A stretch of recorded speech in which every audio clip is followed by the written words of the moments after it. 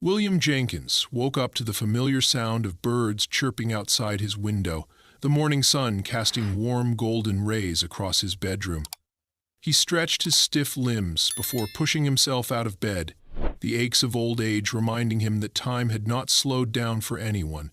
Despite his years, he was still sharp, still strong in mind, and still deeply connected to the land he had called home for over 6 decades. This was his sanctuary, his safe haven, the last piece of a long and storied life, filled with triumphs, losses, and quiet moments of peace. As he made his way to the kitchen, pouring himself a cup of coffee, something outside the window caught his eye. A small white paper fluttered on his front door, held in place by a single strip of tape. His brows furrowed. It wasn't the usual newspaper delivery or an advertisement. Something about it felt ominous. William sighed, setting his coffee down before stepping onto his porch. The morning air was crisp, and as he pulled the paper from the door, a deep sense of unease settled in his chest. The bold, capitalized letters at the top of the notice sent a jolt through his body. Final notice. Delinquent Homeowner Association dues. His eyes skimmed through the rest of the document in disbelief. Dear property owner, our records indicate that you have an outstanding balance of $12,000 in unpaid Homeowners Association dues. Failure to remit payment within 30 days will result in legal action, which may include foreclosure of your property. William clenched his jaw, his heartbeat pounding in his ears. Homeowners Association? He had never signed up for any homeowner association. This land had been in his family since his father purchased it after returning from World War II. William himself had built this house with his own 2 hands, brick by brick, after leaving the military. How could he possibly owe money to an organization he had never even heard of? His eyes scanned further down the page. The letter was signed by Richard Faulkner, president of the Oak Ridge Homeowners Association. Below the signature was an address for the Homeowner Association office and a phone number for urgent payment arrangements. William exhaled sharply, his wrinkled hands gripping the paper tightly. This had to be some kind of mistake. He wasn't part of any homeowner association. He had lived here for decades without any interference, and he sure as hell wasn't about to start answering to some self-important bureaucrats who thought they could waltz in and take what wasn't theirs. His gut told him there was more to this than just a clerical error.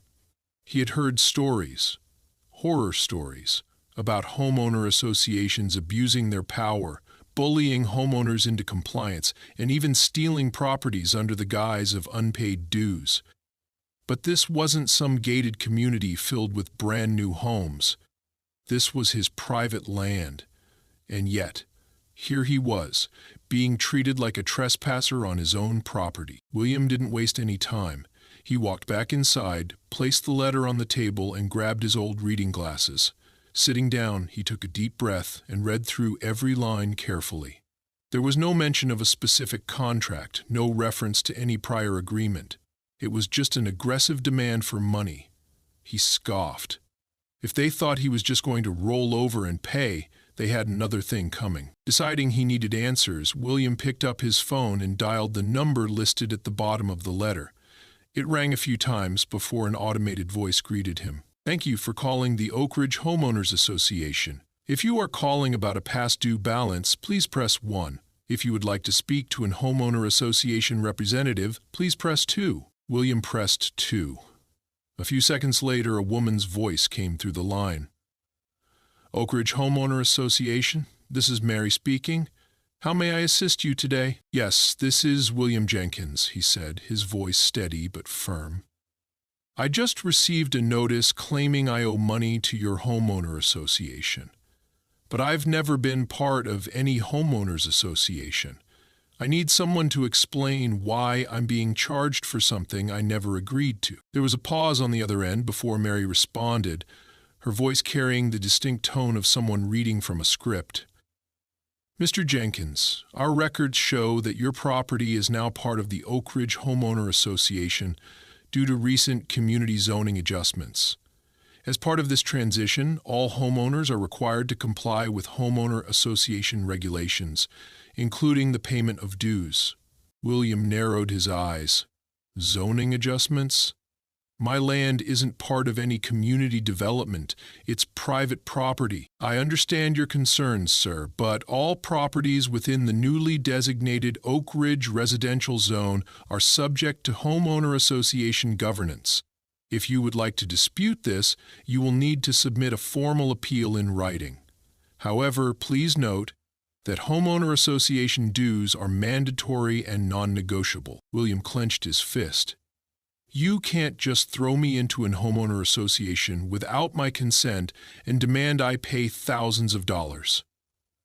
Sir, Mary continued, her voice now carrying a hint of irritation, the Homeowner Association Board has already issued multiple notices regarding this change. If you have any further disputes, you will need to speak directly with our president, Mr. Richard Faulkner. I can schedule an appointment for you if you'd like. William exhaled through his nose. Fine, set it up. Tomorrow at 10 a.m.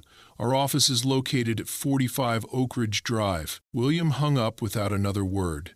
He sat in silence for a moment, staring at the notice on the table. A storm was brewing, and he could feel it in his bones. This wasn't just a misunderstanding. It was an attempt to steal his land. But they had made a grave mistake. They had underestimated him. He may have been 90 years old, but William Jenkins wasn't going anywhere without a fight. William Jenkins arrived at the Oak Ridge Homeowners Association office precisely at 10 a.m. the next morning. The building was a modern, glass-fronted structure that stuck out like a sore thumb in the otherwise quiet, historic town.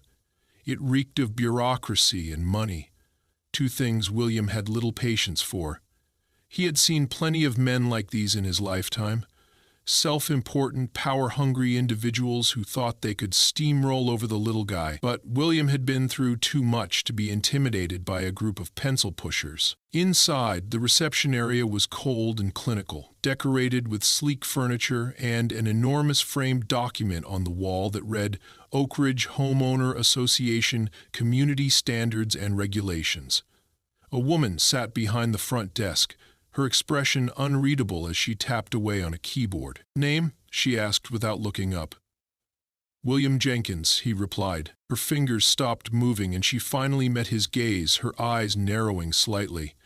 Ah, you have a meeting with Mr. Faulkner. Please take a seat. William didn't bother. He remained standing, hands in his pockets, surveying the room as though he owned it. A few minutes later, a tall man with slicked-back gray hair emerged from a nearby office. He wore an expensive navy blue suit, the kind of man who looked as though he had never done a day of hard work in his life. Mr. Jenkins, the man said with an insincere smile, extending his hand. Richard Faulkner, I appreciate you taking the time to come in. William didn't take the offered handshake. I didn't have much of a choice, now did I? His voice was steady, but there was an unmistakable edge to it. Faulkner retracted his hand, unfazed. Let's discuss this in my office. William followed him into a large room with a wall of windows overlooking the manicured lawns of the new Oak Ridge housing development. It was all too perfect. Identical houses lined up like soldiers, each one stamped with the same sterile uniformity. It made William sick. Faulkner gestured to a chair, but William remained standing. I'm not here to make myself comfortable, he said. I'm here because you people seem to think you can steal my land. Ha! Faulkner sighed, feigning patience. Mr. Jenkins, let's not be dramatic. No one is trying to steal anything. The Oak Ridge community has undergone some restructuring, and your property now falls within homeowner association jurisdiction. It's standard practice. Standard practice? William scoffed. I've lived on that land for 60 damn years. Built my home with my own hands. There was no homeowner association then, and I never signed anything saying I wanted to be a part of one. Faulkner leaned forward, folding his hands on the desk. I understand your frustration, but legally, when a community is rezoned, existing properties are incorporated into the new homeowner association guidelines. It's perfectly within the county's authority. William narrowed his eyes. And let me guess, you had nothing to do with that rezoning, did you? Faulkner's smile didn't waver. The board simply proposed what we thought was best for the future of Oak Ridge. Future of Oak Ridge, William repeated, shaking his head. You mean the future where you get to line your pockets while people like me are forced out of our homes? Faulkner sighed dramatically. Mr. Jenkins, no one is forcing you out. You're simply being asked to contribute to the maintenance of the community, like all other residents. Except I was never part of your community, William shot back. I don't use your roads, your facilities, or your services. And I sure as hell didn't vote for any of this. Faulkner tapped his fingers on the desk. Regardless of how you feel about it, the dues must be paid. If they're not, legal action will be taken. William crossed his arms. And if I don't pay? Faulkner leaned back in his chair. Then the homeowner association will place a lien on your property. There it was, the real threat. William took a slow breath, forcing himself to stay calm.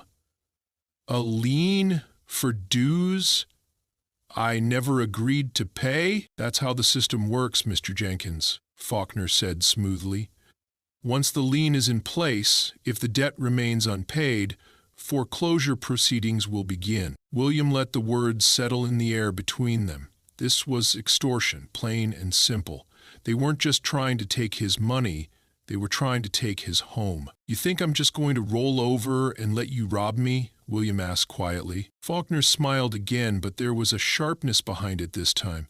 I think you'll find that fighting us will be far more costly than simply paying what you owe. William didn't flinch. He had faced worse men than Faulkner in his lifetime. We'll see about that. With that, he turned and walked out of the office. As soon as he stepped outside, he took a deep breath.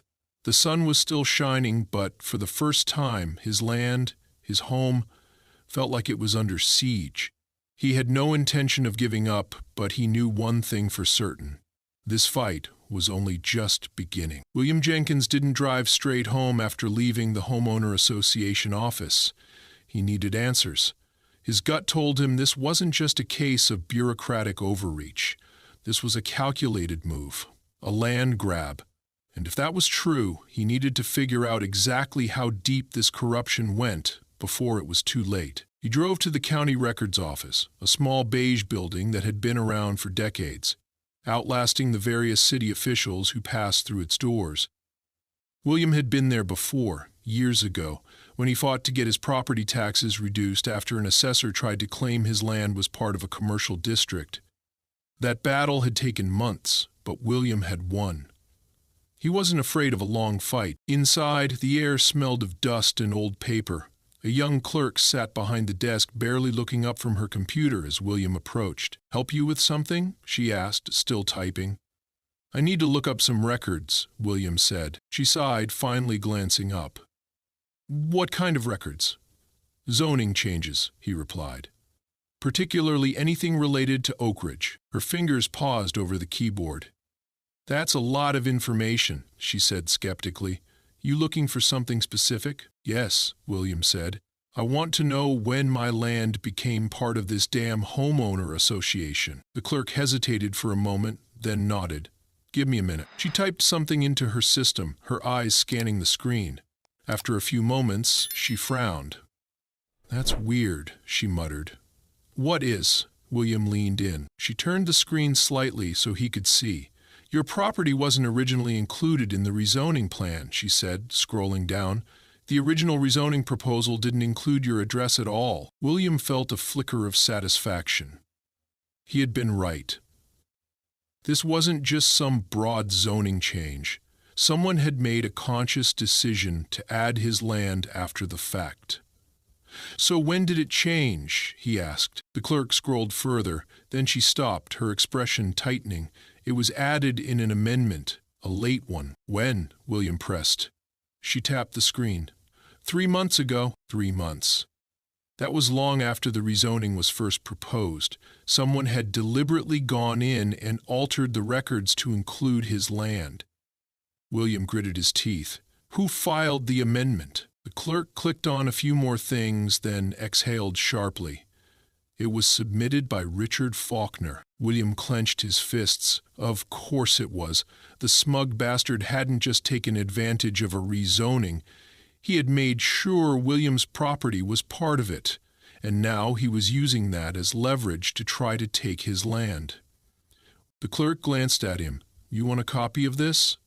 "Yeah," William said. "Print everything you have." She nodded and started printing. William waited, his mind racing.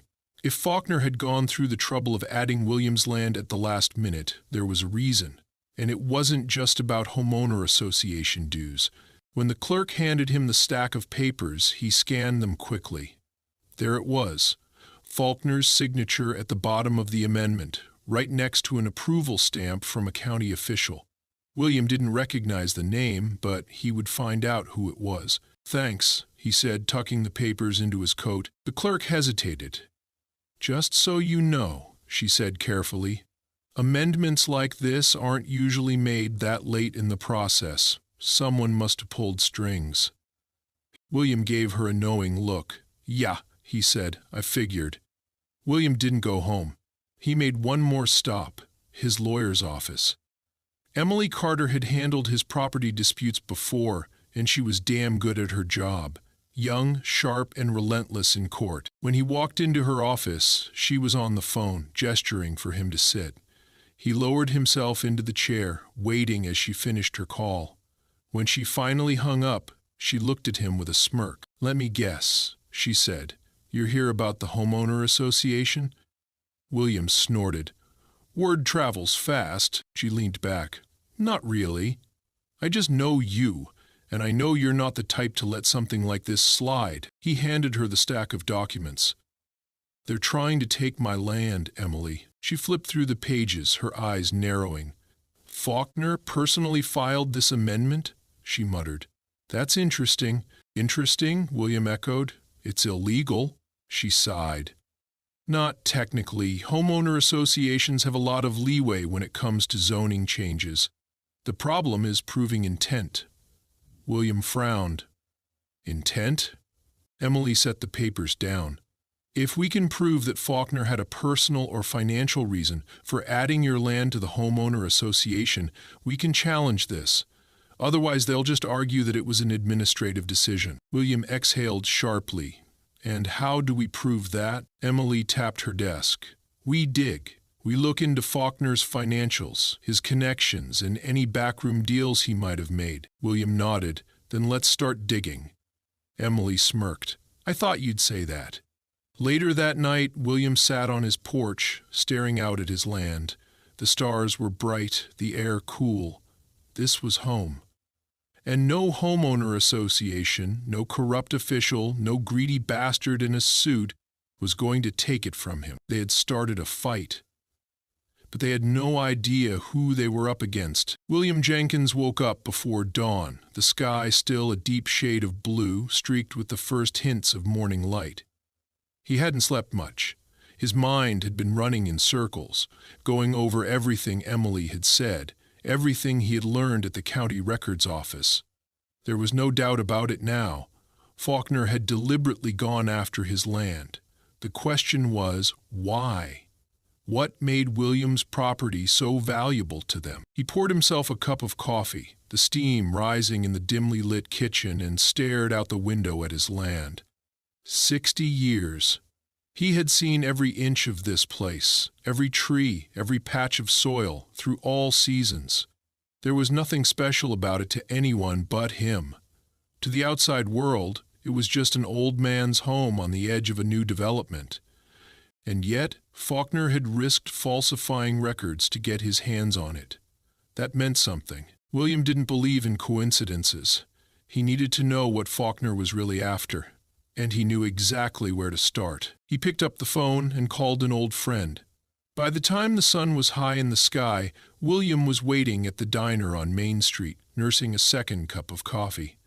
The place had been around for decades, one of the few buildings in town that hadn't been bulldozed to make room for more modern developments like the ones Faulkner and his homeowner association had been pushing. A few minutes later, a man in his late 60s walked in, his boots heavy on the tile floor.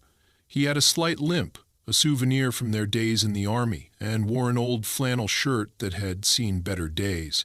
But his eyes were as sharp as ever. "William," the man greeted, sliding into the booth across from him. Been a while. Too long, Tom, William said. Appreciate you meeting me on short notice. Tom grunted, waving down the waitress for a coffee. Figured it had to be something serious. William leaned in. You still got contacts in zoning and development? Tom took a sip of his coffee before answering. Yeah, some. Why? William slid the county records documents across the table. I need to know what the hell Faulkner's up to. Tom picked up the papers, scanning them with a practiced eye. He let out a low whistle. Damn. He really went after you. William nodded. The question is, why? Tom set the papers down and rubbed his jaw. Rezoning's a dirty game, William. People like Faulkner don't do this unless there's a big payout waiting at the end. What kind of payout? Tom leaned back in his seat, thinking. Could be anything. Commercial development, government subsidies, mineral rights. He looked William in the eye. But if they're willing to go after private land like yours, it's not just about money. It's about control. William frowned. Control of what? Tom exhaled sharply. I'll make some calls. William nodded. Appreciate it. They sat in silence for a moment before Tom smirked. You really think you can take these bastards on by yourself? William smirked right back. I'm not by myself. That evening, William was back at home, sitting on his porch when his phone rang. It was Tom. You were right, Tom said without preamble. Something's going on. William sat up straighter. What'd you find? There's a development deal in the works, Tom explained. A big one. Commercial investors looking to buy up land for some fancy new project. The catch? They need a certain amount of acreage to qualify for state funding, and your property puts them over the threshold. William felt his blood turn to ice. So this isn't just about homeowner association dues. Hell no, Tom said. Faulkner's using the homeowner association as a tool to squeeze you out. Once you're gone, they sell the whole thing as a package deal. William clenched his jaw. Bastards. Tom sighed. You got proof now, but that won't stop them. They'll double down. You ready for that? William looked out at his land. His home. Damn right I'm ready. The next morning, William drove back to Emily's office, the documents from Tom in hand. She read through them, her face darkening. This changes everything. They're going to come at me harder now, William said. I need to hit first. Emily leaned forward, eyes flashing. I have an idea. William raised an eyebrow. Let's hear it. Emily smirked. We're going to make this very public. William nodded slowly. How public? Emily's grin widened. I hope you don't mind some cameras on your lawn. William chuckled. Let's give 'em a show. The fight was about to get a lot bigger. William Jenkins stood on his porch, staring out at the land that had been his for over 60 years. The morning air was crisp, carrying the scent of damp earth and the distant sound of birds in the trees. But this morning, something felt different.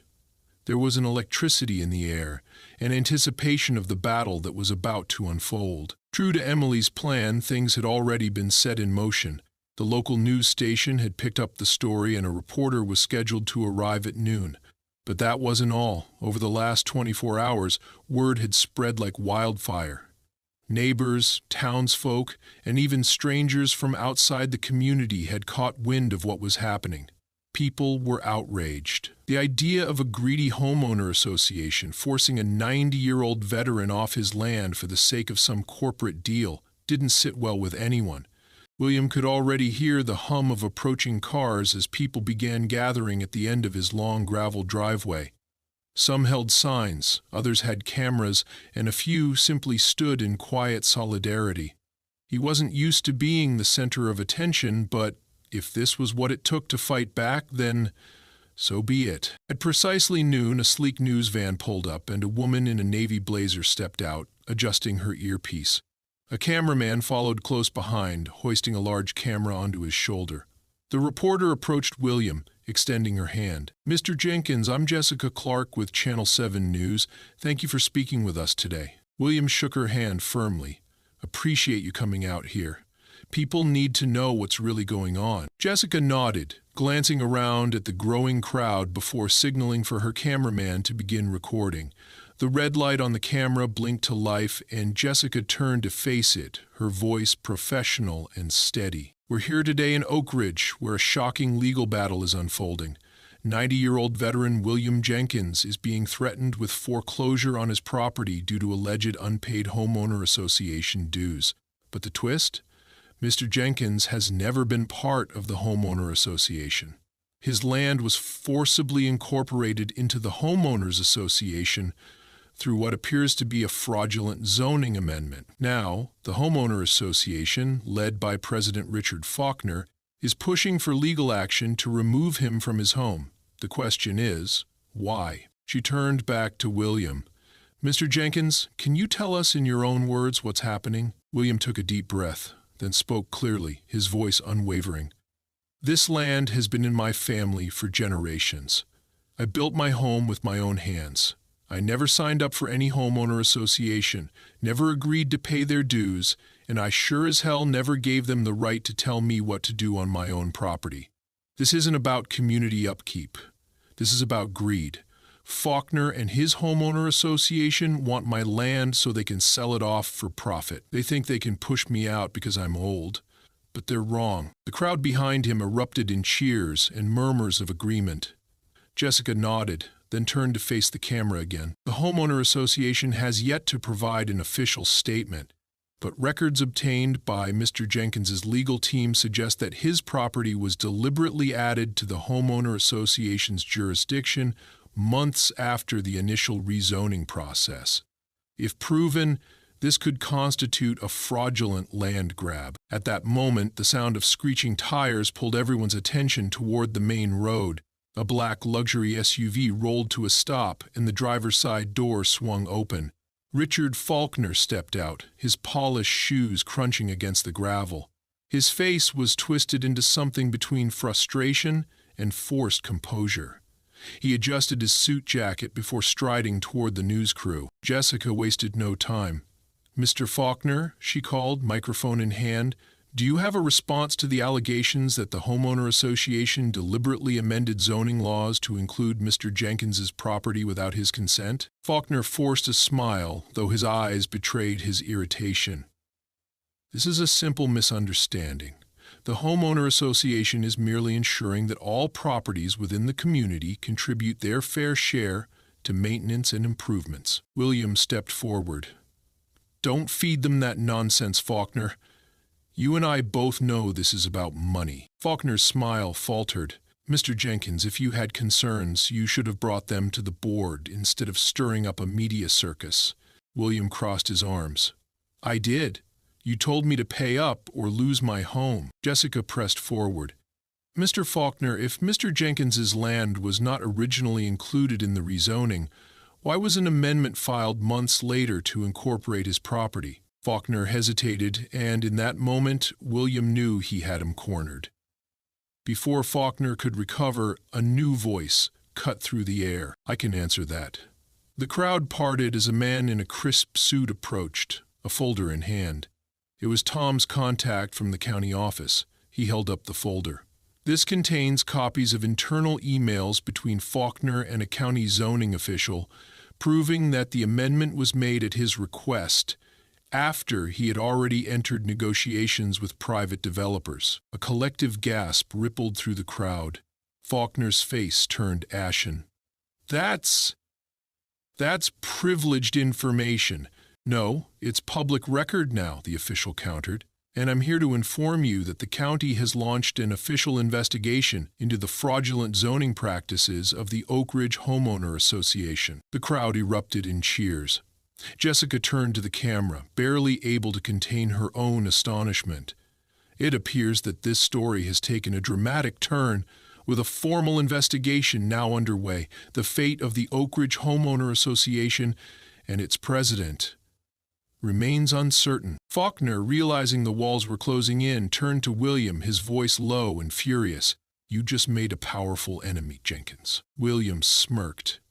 "I've fought bigger enemies than you, son." Faulkner stormed back to his SUV, slamming the door before speeding off. The moment he was gone, people cheered louder. Reporters swarmed, eager to get more details, but William simply exhaled and turned to Emily, who had been watching the entire thing with a victorious grin. "You did it," she said. "We did it," William corrected. Over the next few weeks, the fallout was swift. The county's investigation uncovered years of corruption within the Oak Ridge Homeowner Association, leading to multiple resignations and lawsuits. Faulkner was removed from his position and later arrested for fraud. Without its corrupt leadership, the Homeowner Association collapsed entirely, and William, he stayed right where he belonged, on his land, in his home, where no one could ever take it from him again. As he sat on his porch, watching the sun set over his fields, he felt something he hadn't in a long time: peace.